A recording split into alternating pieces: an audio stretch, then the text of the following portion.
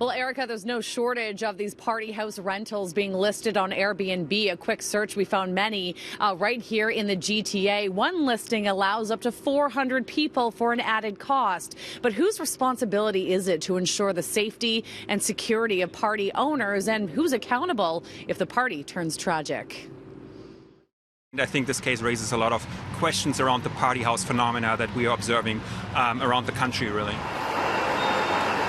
This massive property in Stouffville was being advertised as a party, reunion, and event space. The listing has now been pulled and the account suspended while Airbnb conducts an investigation.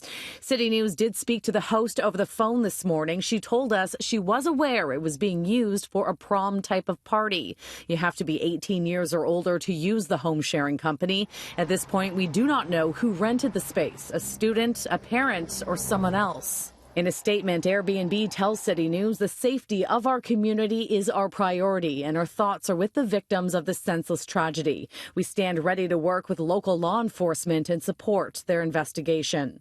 A quick search came up with numerous results for event listings. Many homes are being advertised as celebration, reunion, or party locations. This Brampton listing allows up to 400 people for an added cost. It does not appear Airbnb has any policy in place to address these rentals. Airbnb just won a big court case in France that basically decided that Airbnb cannot be held accountable for the properties that they are listing. They're just a website. When it comes to the safety of partygoers, who would be responsible? The person renting the space, the property owner, or in this case, I guess a website like Airbnb? I think the simplest way to think of it is like a hotel. What would happen at a hotel if there was an incident or an injury?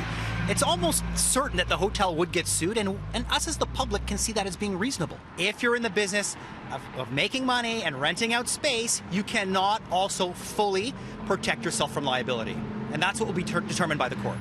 Airbnb has been very involved in helping Toronto set its rules and regulations regarding the home sharing service. The coalition spokesperson tells me there's still much more that needs to be considered. I hope that this case actually leads a lot of people to sort of raise these kind of questions and have a conversation with companies like Airbnb, but also with the larger host community that engage in these activities to, like I'm sure they all are happy to cash the check they get. But, what is it that you do in order to make sure that, people are safe?